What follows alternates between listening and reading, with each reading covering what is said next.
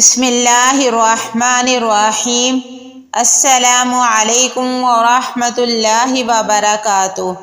حضرت ابو ہریرہ رضی اللہ عنہ بیان کرتے ہیں، رسول اللہ صلی اللہ علیہ وآلہ وسلم نے فرمایا، کیا میں تمہیں ایسا عمل بتاؤں جس کے ذریعے اللہ خطائیں معاف کر دیتا ہے اور درجات بلند کرتا ہے؟ صحابہ نے عرض کیا، کیوں نہیں اللہ کے رسول، ضرور بتائیں۔ آپ صلی اللہ علیہ وآلہ وسلم نے فرمایا، ناگواری کے باوجود مکمل طور پر وضو کرنا، مساجد کی طرف زیادہ قدم چل کر جانا اور نماز کے بعد دوسری نماز کا انتظار کرنا، یہی سرحدی چھاؤنی کی حفاظت ہے۔ مشکوٰۃ المصابیح حدیث نمبر 282۔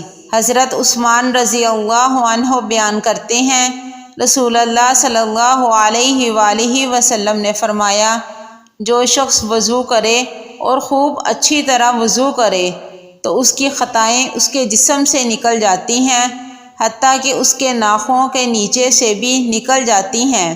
مشکوٰۃ المصابیح حدیث نمبر 284۔ حضرت عقبہ بن عامر رضی اللہ عنہ بیان کرتے ہیں، رسول اللہ صلی اللہ علیہ وآلہ وسلم نے فرمایا، جو مسلمان وضو کرتا ہے اور وہ اپنا وضو اچھی طرح کرتا ہے، پھر کھڑا ہو کر مکمل توجہ کے ساتھ 2 رکعتیں پڑھتا ہے تو اس کے لیے جنت واجب ہو جاتی ہے۔ مشکوٰۃ المصابیح حدیث نمبر 288۔